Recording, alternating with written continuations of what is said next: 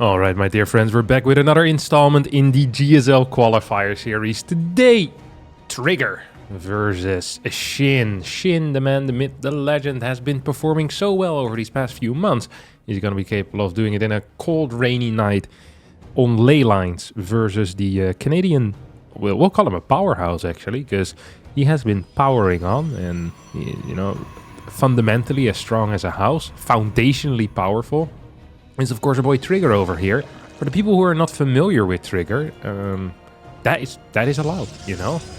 We haven't actually had a major tournament in what, 6, 7, 8, 9, 10 months, and in that period of time, Trigger developed himself as a player that, you know, was capable of taking maps off high to top level players every now and again, to actually being a threat to high level players and frequently taking maps off top players. Like, if you're putting Trigger against someone like Clem in a best of 5 and the score is 2-3 in favor of Clem, I'd be like, okay, Trigger maybe performed a little bit better than he should have, but it's not that much better. On a very good day, I think Trigger can take out pretty much everyone. He went to Korea, he moved to Korea, self-funded. He's living there, practicing with the boys. The Korean boys, and he's participating in the GSL as well. One of the two foreigners that is participating in this GSL qualifier, him and Rainer. So yeah, it's really cool to see. Really cool to see someone that is so kind of committed to the craft, dedicated to the craft, is putting in the time, and it's paying off. Because so frequently do we see someone putting in the time and it not paying off whatsoever. But for Trigger, it absolutely has been a steep increase in skill. As he, ooh, this is beautiful. I love this. So Shin here, while I was yapping away about how cool this Canadian garlic farmer is, actually went for a hedge first block. Now the correct response is going to be getting a couple of zealots out against this, getting some adepts. You can do this off a single gateway. You can also do it with 2 gateways. I'm actually okay with either option here. And then going for a block on the other side, because this forces Shin to build this base on a 3rd base location, making it very difficult to defend any drones over there. Shin is going to follow up with a higher link count as well. This pylon is going to fall, but Trigger was already prepared for that. Overlord is going to finish up, and that is pretty much just going to be it for that hedge block. Now you could say, oh, this hatchery is so much faster than the Nexus. True, but it can't mine quite yet, because double adepts are going to come out. We have double zealots as well. This 3rd base is actually being blocked and will remain blocked for a very, very long time. First Oracle is going to be on the way out. So there is a world here, by the way, where if Trigger manages to block this 3rd base and the Oracle joins up with this initial like 2 zealot, 2 adept force, Shin here is going to be in serious trouble. Like, actually serious trouble. Look at this. This is a lot of links now coming out. They're going to need to chase these double adepts for a little bit. I think you want to run away and shade in once more. Run away, shade in. Run away. Yeah. This is perfect. Then once the Oracle joins in, like, links are good, don't get me wrong, but if you have like 10, 12 links against 2 zealot, 2 adept, and there's an Oracle nearby, like, these zealot adepts are going to absolutely slaughter these. However, link speed finishes up and we're going to get the double surround. This is a huge moment here. If this happens 7 seconds later, this 3rd base is never going down. Never, ever going down. Spore now is finished. We have double queen as well. Oracle is going to get stopped here instantly, dead in its tracks. This was such a good interaction here for Shin. Holy crap. I'm telling you, this happens 10 seconds later. This is a different game. Right now, I'd say this game is about 50-50. If those 2 adepts don't go down, the Oracle joins up. I am saying this is 80-20. This is 80-20 in favor of Trigger, all of a sudden. Such a small little difference there. Trigger a little bit too aggressive with those 2 adepts, too far forward, and he pays the price for it.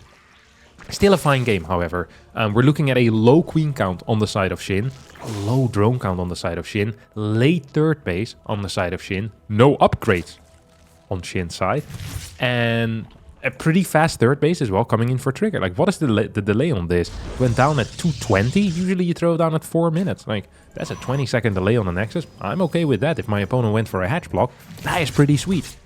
Like, the delay on the 3rd hatch for Shin was about 1.5 minutes, maybe even 2 minutes. Gonna go in right now, get double kills as well. There's just a single queen. We perhaps can rinse and repeat later on. How much energy do we still have? We have plenty of energy on those 2 bad boys. Absolutely, we can go back in. 3rd Oracle is out. So this base is secure. We're adding in more adepts as well. The only thing that Trigger is lacking is the Twilight plus the Forge, which are going to be structures that I think will be pretty vital for him. This is very late. We see that he has saved up quite a bit of gas as well. I'm not sure why that is. I feel like if you're lacking minerals this hard and you have this much gas, I wouldn't even mind just adding in a Forge, maybe even a 5th Oracle, because look at the tech delay that Shin is working with, right? We don't have a layer, we have a low queen count, and usually the gas is the limiting factor as to why you don't want to add in any oracles. But in this case, he could have been up to 4, 5 oracles right now. 5 oracles versus 4 queens. Good luck defending anything, buddy. Like, I'm not sure if with 5 oracles you can clear a queen and a spore, but I think it will be pretty freaking close. I think it will be pretty freaking close. Because these spores, they have less HP now. Yes, they deal more damage, but single queen plus single spore against 5 oracles, I think I tried it. I'll actually try this in the unit tester after this, see what happens. This is a bad call out of Shin. You don't want to engage here. You're going to be trading against adepts with links. Adepts are not actually that useful anymore. You want to get rid of them now anyway. Like, ideally, Trigger had already traded them into something, you know, for something more useful. He didn't do that. And now he gets to trade them at least for some links. I mean, it's better than nothing. Like, adepts completely fall off the moment there any type of tier 2 unit arrives. Like, it's completely pointless to have them around. So usually you use them maybe to deny a fort base, clear some creep out on the map, but Trigger's playing this very passively. We're going to get a Hydra then out right now, 65 workers, 59 workers for Trigger. And the most common setup for Protoss players at this moment is going to be 4 to 6 gate into Templar Archives after Blink and then rushing out Tempest. Tempest Rush is all the hype, so we'll see if that's going to be Trigger's plan as well. He adds a cannon over here in his 3rd base. This is going to get cancelled. This is a big deal. This is a really big deal because this is going to delay his move out. This is going to cost him a couple of probes. And Shin believes it could cost him his Nexus. I don't think so. Okay, nice. No activation, by the way, on the triple Oracle. Cannon gets rebuilt over here. Probably gonna have to wait until this cannon finishes up as the Spire now comes out. Shin once again goes in instantly. Again, if he gets another cancel on this cannon, that would be huge. Wait, he's playing Ling Hydra. I said Spire now comes out like this was like a standard thing. This is not a standard thing. He's playing Ling Hydra Muta. This is a lot, but it's not standard. He's also just continuously building units. So one thing you usually do is while you're like trying to counterattack is that you try to push up the drone count a little. That's not going to be the case here. Trigger is not seeing the drone count on this base. I'd love for him to get a revelation off. Because if you see 0 drones here, all you really need to do is not die. Even worker count, I mean, that's phenomenal for Protoss majority of the time. It's actually going to lose a couple of these Stalkers. We don't have any follow-up tech yet. Templar Archives is really late. +2 start. Charge is going to start behind this as well. I'm expecting gate 7 and 8 to come down. He has a robotics facility, so a prism would be useful. He has no 6th gas. This is also a problem. So there's a couple of things that Shin could have done where I think he just straight up wins.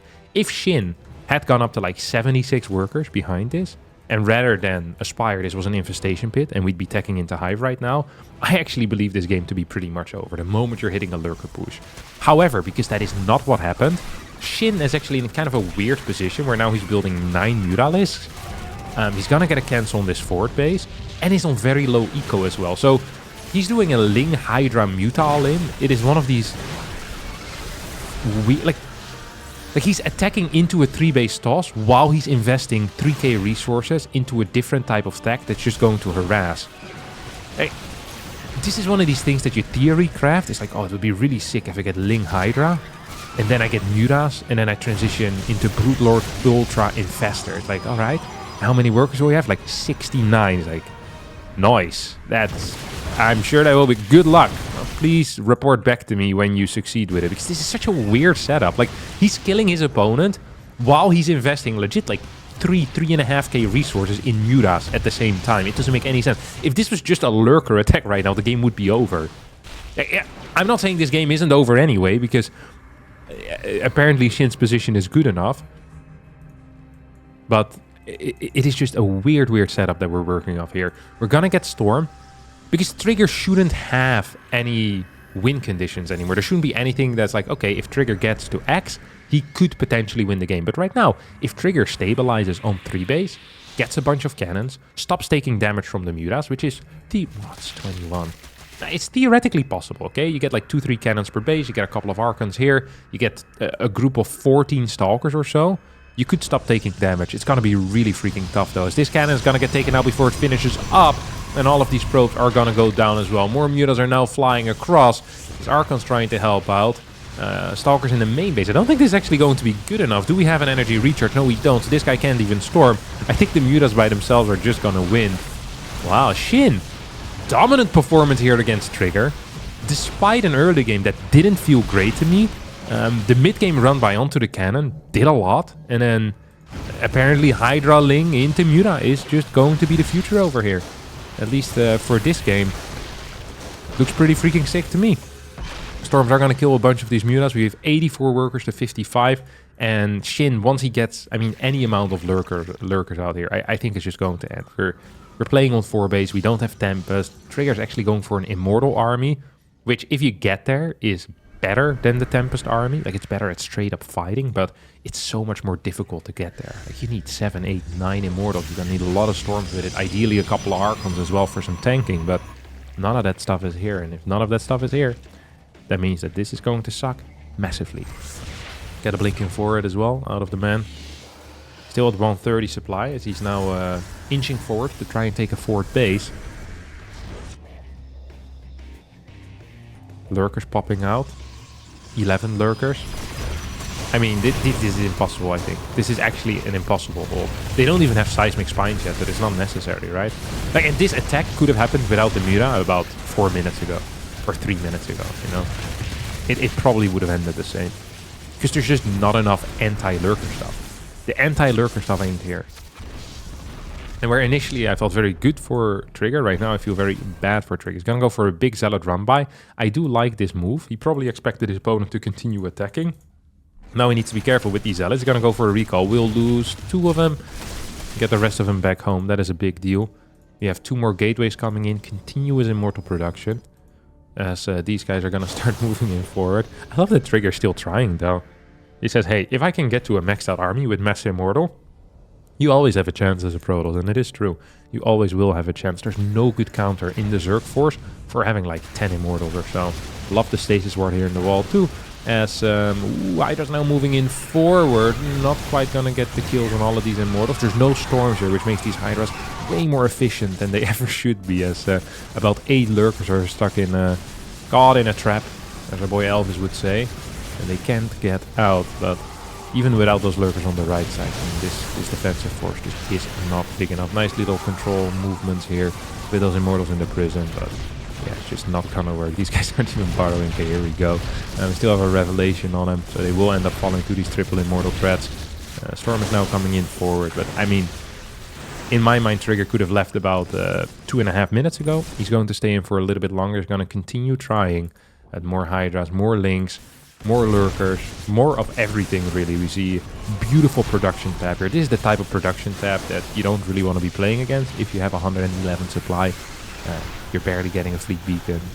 Can't really defend anything. So yeah, that's most likely just going to be it for this game, he says for the 4th time in the past 3 minutes. Yes, I mean, right now, it really is over. GG. Game 2 on Amygdala. We're going to I'm not doing anything. I'm sitting here sipping my coffee. Shin is going to Proxy Hatch again. But this is a different type of Proxy Hatch. Look at this. Oh, Trigger. You sniffed him out, didn't you? Did Trigger scout? Went for a no scout here. Ballsy. I like it. Down 1-0. Take a big risk. Yeah, that's the way you're supposed to live life, let me tell you. He could have gotten this, by the way. He could have gotten this worker, I think. Now he's not. Oh, one more shot. Extractor. No extractor. You can still get this. I would chase this to the ends of the earth. Whoop. There you go. Well done by Trigger.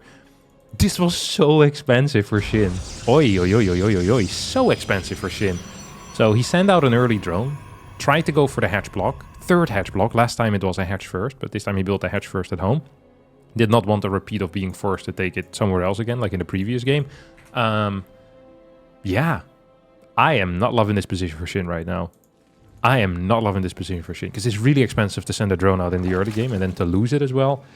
His opponent went for a no scout. So this is like the worst economical opener versus, you know, the best economy efficiency for trigger side of things, because he opened up without a scout. So that's phenomenal stuff. It's great. It's good. I love it. I love it. I don't care. It's gonna block this for a little bit. We have metabolic boost coming in as well. Double queens being produced. So there are some changes. I'm not sure if any of you care about this.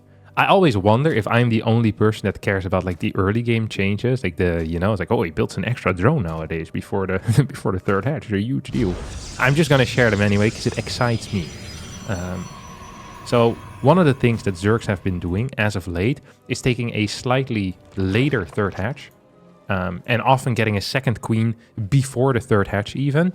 So you get like queen, one extra drone over what you'd usually do, and then get a 32 overlord because you build a 33 hatch. Now Shin here did a build order that I haven't seen before. He went for a 34 overlord, which I think just means, look at this, he's gonna get an inject here, and this overlord isn't done yet.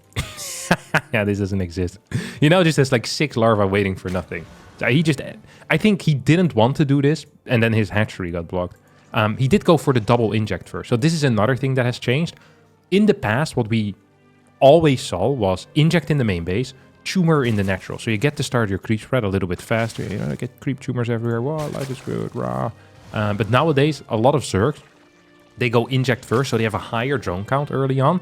And because frequently creep is going to get denied anyway by the Adept plus Oracle, because the Oracle can so easily be energy recharged, right? There's more Revelation energy available, especially, well, we often see it on just the second Oracle. Second Oracle comes out, it's going to get energy recharged. Like, it's one of the most common things that we see happen.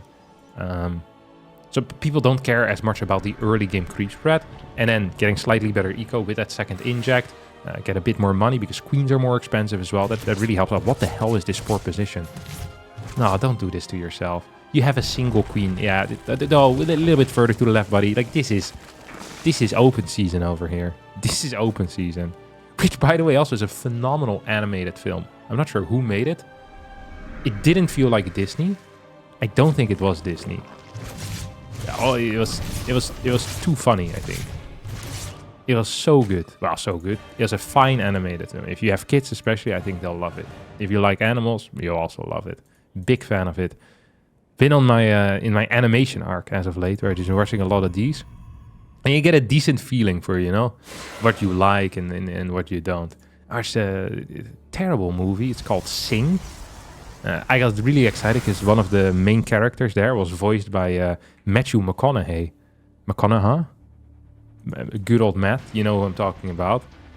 And I like that guy. Usually when he's in something, then it means it's quality, you know? But it wasn't for me. So he tainted his own reputation a little bit. You know, tainted his own reputation. Because I really just watched it because his name was there. The synopsis didn't really sound very attractive. I wouldn't recommend watching the film Sing. I also saw there was a Sing 2. I haven't seen it because majority of the time the sequel is worse than, you know, the first one. That is true for most animated films. Like Shrek 1 was better than Shrek 2. Ice Age 1 was better than Ice Age 2. Madagascar 1... Ooh, actually Madagascar 2 was not bad. But Madagascar 1 was the absolute GOAT, obviously. So, yeah, I wouldn't recommend watching Sing 2 either. I can already de-recommend it. Unrecommend? Disrecommend. Recommend you don't watch it. Just on the basis of watching the first one and seeing that's pretty crap. Oracle Strength. This was a single Oracle build, by the way. I don't quite know why, but he went single Oracle into Charged Archon and now Storm.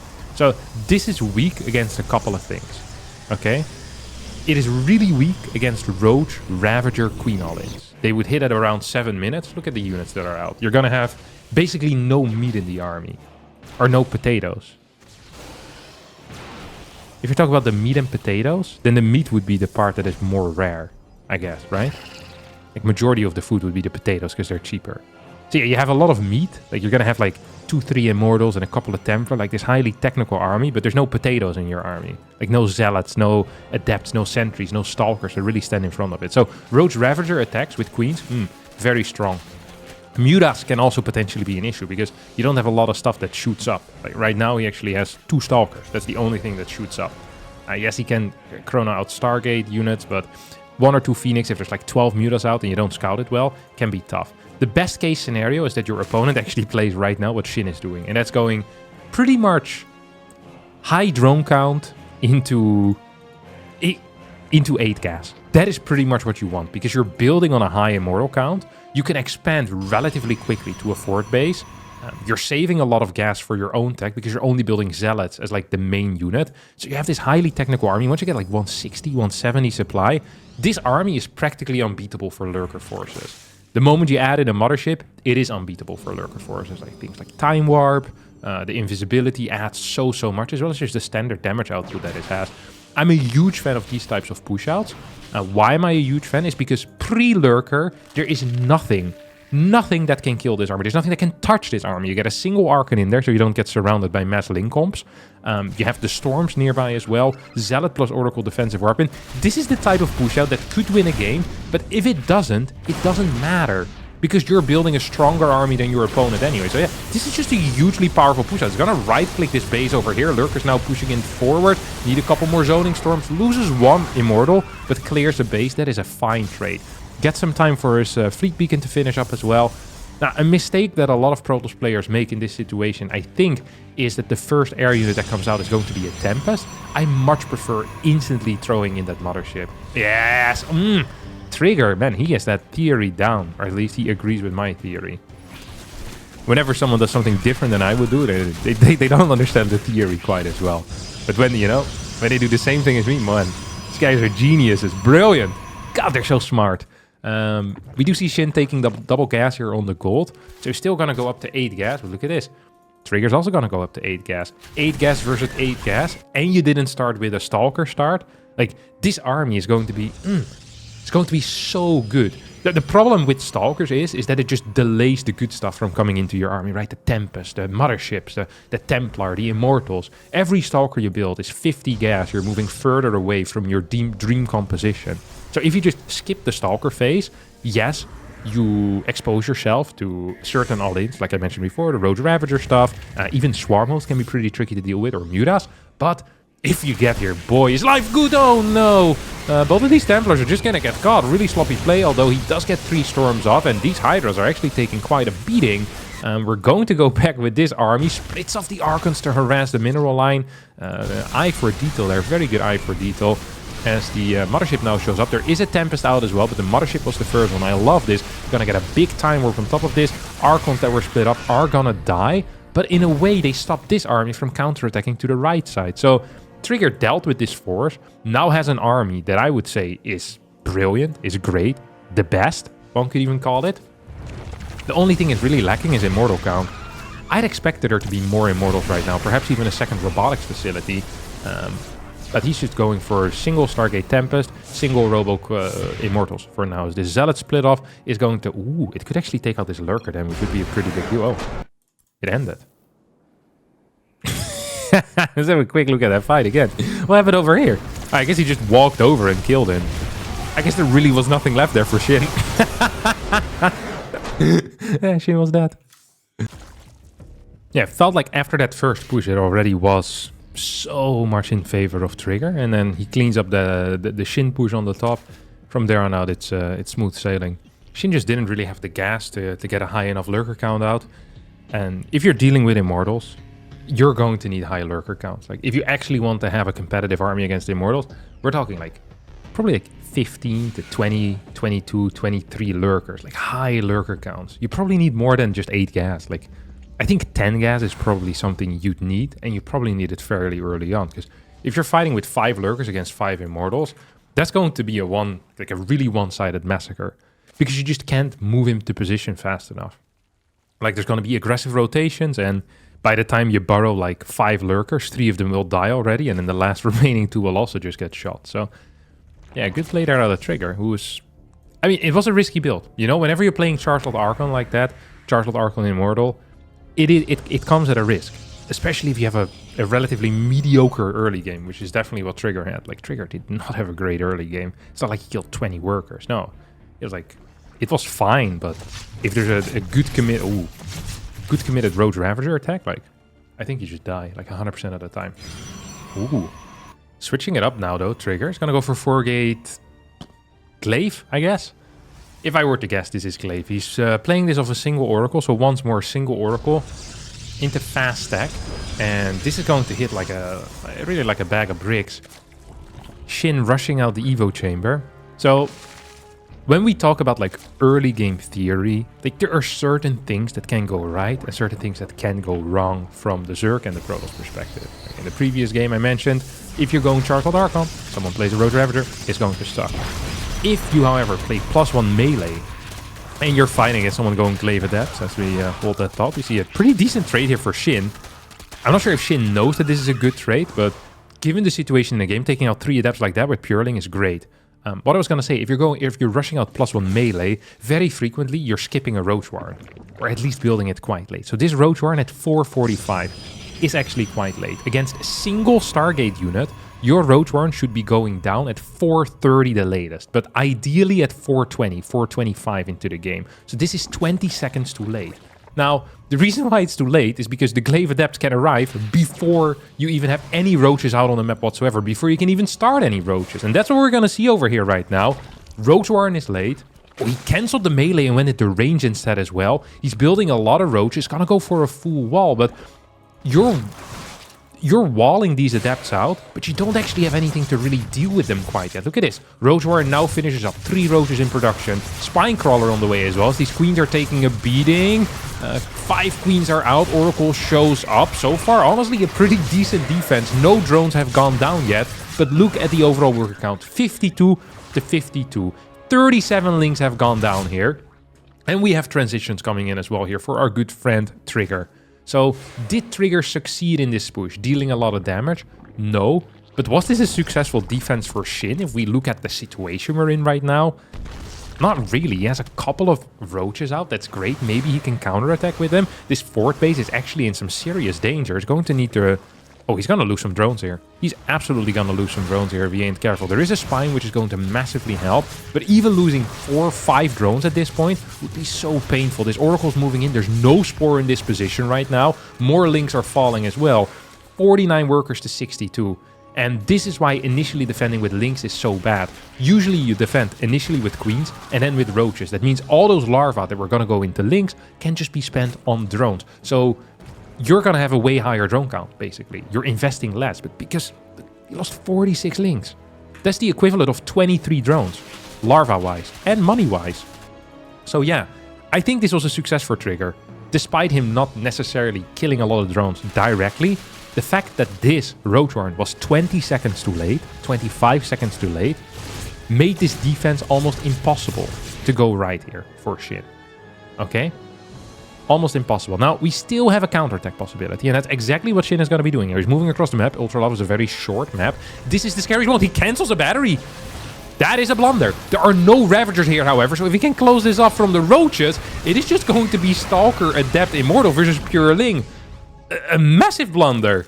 An enormous blunder there out of Shin, who is going to just end up losing a crap ton of links on top of the initially lost links already. It was like 25 more links that just went down for no reason. Ravagers need to clear this. He's not clearing these force fields. What are we doing over here? The Immortal in the back is dishing out a lot of damage. 5 kills already on that bad boy. Now finally the Queens are gonna show up, but half of the army has disappeared. There's no links for tanking anymore. And how many gates do we have? 8 gates. That is plenty of reinforcements. This situation might look bad for Trigger, but he has loads of cash, he has good income, and he has 8 gateways. The Ravager count isn't big enough to clear all of those Stalkers while they're warping in, so every single warp in is just going to be impossible to beat. Like, it's 8 units at a time. That is not what Shin is doing over here. He can't keep up. He simply can't keep up. Trigger can also lose 20 workers here and be absolutely fine. His +1 is about to finish up. His Blink is about to finish up. 2 Immortals are out right now. This guy has 13 kills. Hey, that is a lot of Roach kills in there, my friends. That is a lot of Roach kills. There's just... The moment the Adepts disappear, that is when you want your links to come in and start tanking for your Roaches, so that the Immortal doesn't get great damage. But all the links died before the Roaches even got to the units. A massive blunder here when it comes to execution out of Shin after that initial blunder of having a late Roach Warren, and I think that might honestly just be enough. that might be enough for Trigger to take out this high-performing Zerg, like this Zerg player that has been doing so well over the past few months. And Trigger, once again, showing that he's absolutely capable of, of beating the big dogs over here. Yes, it's PvZ, and a lot of Zergs do struggle with PvZ right now, but Trigger is doing it. Trigger is doing it. Lynx are gonna try to get a run by in, but the problem here is that the plan for the future is the same plan as the plan was earlier. It's once again going to be a Roach Link push. That's it. It's the only thing Shin can do. Trigger is taking a fort base. The only way that Trigger loses this game is if he attacks into his opponent while taking a fort, while teching, while being all in. Which is like a lot of bad things happening at the same time. And even if Trigger were to move across the map right now, I still believe he's actually favored in a battle. Because his army is just quite high quality. Like the link count at 30 is actually pretty high. That is a bit scary. That is a bit scary. I think we just pick up the Immortals here. Like we blink away and we pick up the Immortals and we should be fine. He's just gonna try to fight instead. I think that's probably also fine still. We do have +1 on the Stalker, so they're dishing out a lot of damage. Link count has now disappeared. We get a blink in for it, and indeed Trigger is going to take this series with a 2-1 score. Comeback after losing the first game. Performing well in this GSL qualifier.